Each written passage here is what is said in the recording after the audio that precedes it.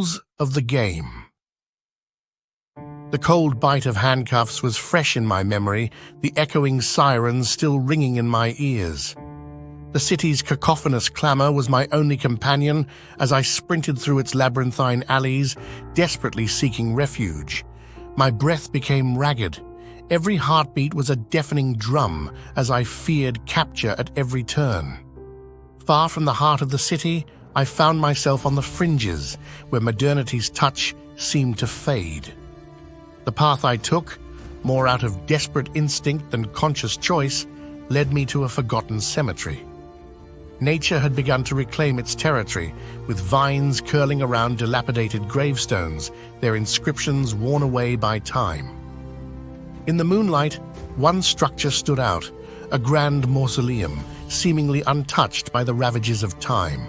Thinking it would be an ideal place to hide until dawn, I approached, the entrance beckoning me in with an eerie stillness. The cold stone underfoot contrasted with the warmth of the night outside. Every echo seemed amplified. Every whisper of the wind sounded like a chorus of murmurs from the past. And then, as if rising from a dream, I heard a soft voice. "Why are you here?" I spun around. Framed by the dim light was a spectral woman in an old-fashioned dress, her form translucent, her eyes the saddest I'd ever seen. My instincts screamed at me to run, but her presence was oddly captivating. She didn't seem threatening, just infinitely sad. "You run from the living," she began, her voice carrying a mournful tune. "But can you run from the dead?" Frozen, I tried to respond, to question who or what she was, but words failed me. Instead, I listened as she recounted her tale. Her name was Lillian. Once a cherished daughter of a wealthy family, she was buried here after a life of tragedy and heartbreak. Her spirit, it seemed, remained anchored to this place, bound by sorrow and regret. She spoke of those buried around her, forgotten souls with stories untold, some with tales of joy, others with lifetimes of sorrow. Each tale felt personal, as if I were reliving their memories, walking in their shoes.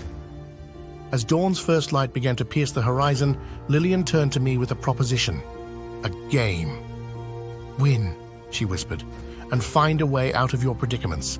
Lose and stay here, with me." Intrigued, yet terrified, I agreed. The rules were simple. Find the graves of those she described, understand their stories, and bring back an artifact. But as I explored the cemetery, I realized it wasn't about speed or dexterity.